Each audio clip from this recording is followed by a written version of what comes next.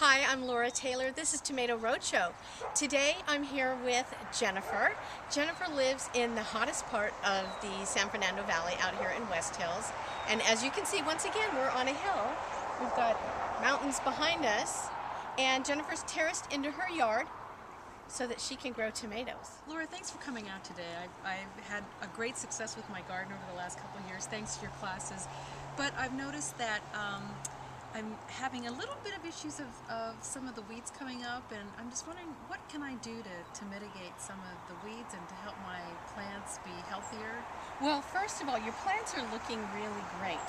But with the weeds, and I do see that there's some weed action going on here, the weeds are competing for the nutrients that you're putting in the soil.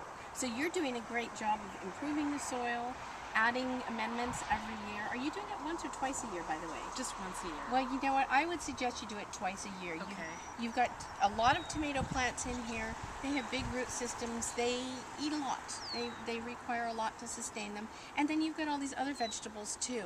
I would really recommend amending your soil twice a year. And as you know, I use John and Bob's products to amend my soil twice a year, and that's basically all I have to do. I love it. Oh. So I think number one, amending twice a year will help.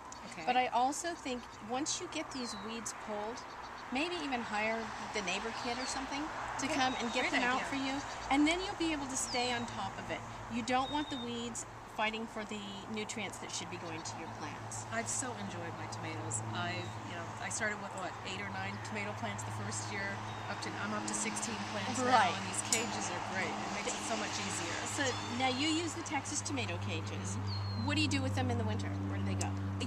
They just come apart. They collapse really nicely, and they stack to the side of the house, so they're out of the way, and no fuss, no muss. And it just takes like 2 or 3 minutes just to take them all Right. off and put them away. Perfect. And I see you've also got these spiral stakes here.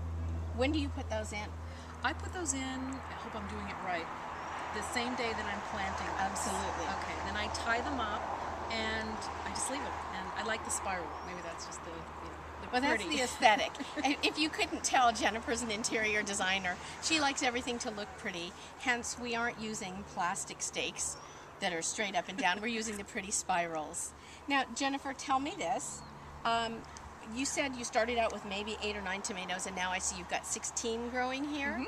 Sounds kind of like an addiction of sorts. It is. I suffer from the same thing, so I get that. But why? What do you do with all your tomatoes? Oh gosh, besides just eat them right off the vine, I will, at the end of the season, I'll sort of go backwards. At the end of the season, what I do is I have a lot of tomatoes, so I end up just rinsing them off, drying them, and I just put them whole in a bag and I freeze them. And then when I want to make a sauce or something, I'll just pull them out and cook them down, and I have a sauce. Yeah, Another it's 2 months later. So Right. it's Great perfect. idea. Yeah. Freeze your unused tomatoes.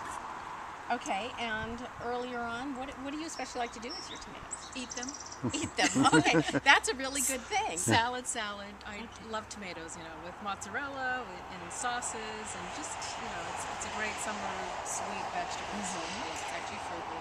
It's our vegetable. Right. We love it. I think it did actually take an act of Congress, but they now officially have said, by the way, that tomatoes are a vegetable. Even though they grow like a fruit, they're considered to be a vegetable. Thank you, Congress, for that. Now, which is your favorite tomato? I think I like the pineapple. It's a little bit larger, a little bit meatier. I love the color, I love the sweetness, and it pairs nicely with a lot of different salads and vegetables. So, it does. And it holds up. So that's probably of the large tomato. And the small tomato is that there's the zebra, which is wonderful. It's just a great color. And then there's the dark, small, part red and part brown tomato. I forget what it's called. Would you know? Well, there are a number of them. There's a red zebra that you might really love. You mentioned a zebra, and I know you like green zebras. There's also red zebra, there's black zebra. All the zebra tomatoes are really colorful and beautiful. They have a little bit more of a traditional tomato taste, a little bit less sweet than, let's say, a pineapple, but really yummy to use in a variety of ways. They're all my babies. They're all delicious. I know. That they are. So let me ask you one last question, because we're here, we're facing west, we're in the West San Fernando Valley, it gets really hot here. What happens when it gets really hot?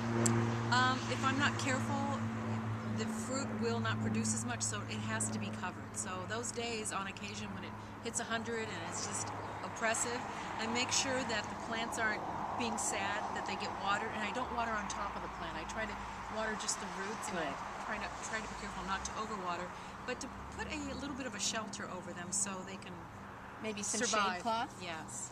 Okay, and Jennifer just mentioned something really important. She said sometimes her plants, especially in the heat, look a little bit sad and it looks a little oppressive out here. What you want to do is check your tomato plants in the morning, but let's say before 10 a.m.